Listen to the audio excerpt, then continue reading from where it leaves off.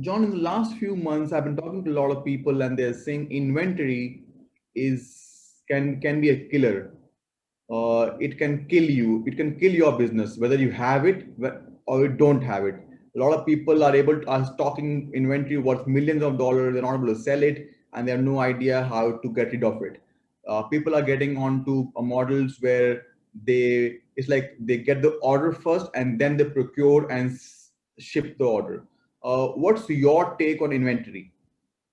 Yeah, it's probably the biggest thing for any CPG, any physical goods company has to deal with this. But there's an art and a science to it. Like big companies, even the biggest companies in the world don't have it figured out, which is very reassuring for the small guys because we'd work with like major retailers and they're putting their finger in the wind. They're like probably going to be this many. So all you can do is try and plan for your best. I mean, subscriptions are very big, or they're growing in this space, right? There's more consumers are getting used to getting their deodorant delivered on a regular basis. Like I get CBD delivered on a regular basis, and so that can really help because you need to have some level of anticipation for that.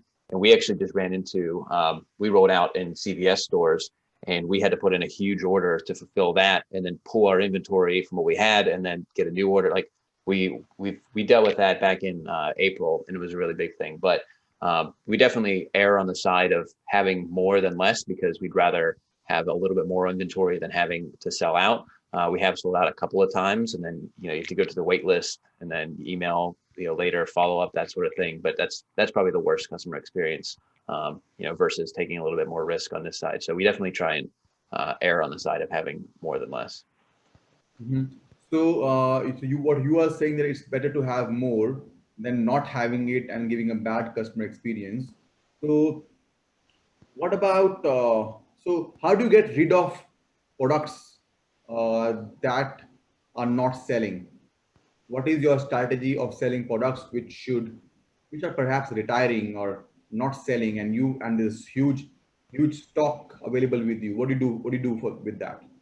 Yeah, that's where discounting could definitely come in, or doing like a feature if you do like a bundle or a kit and you say like here's an exclusive, or having some way to position it in a way that you're not necessarily diluting the brand, but in order to still move those units in that inventory. I've definitely seen that be a huge driver. Do you suggest getting rid of such inventory at a loss? If you have to, I mean, if you're really in a bad place, then you can. But our philosophy also is a lot more about sustained growth and in operating in a profitable way, and so we try to avoid that. How long you have been in business, John? We officially launched January of 2019. Wow. So just about two, you're gonna finish 2 years in a month's time. Yep. Uh, and have you been funded? Yeah, we've raised a little bit of angel investment. So are you guys profitable? Net profitable, no, but we're our unit economics are very strong, so we're okay there. When do you think you will be profitable?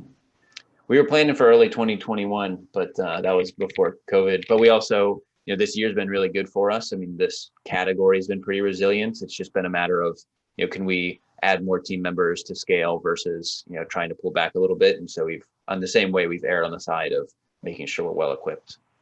So are men taking care of themselves during the pandemic?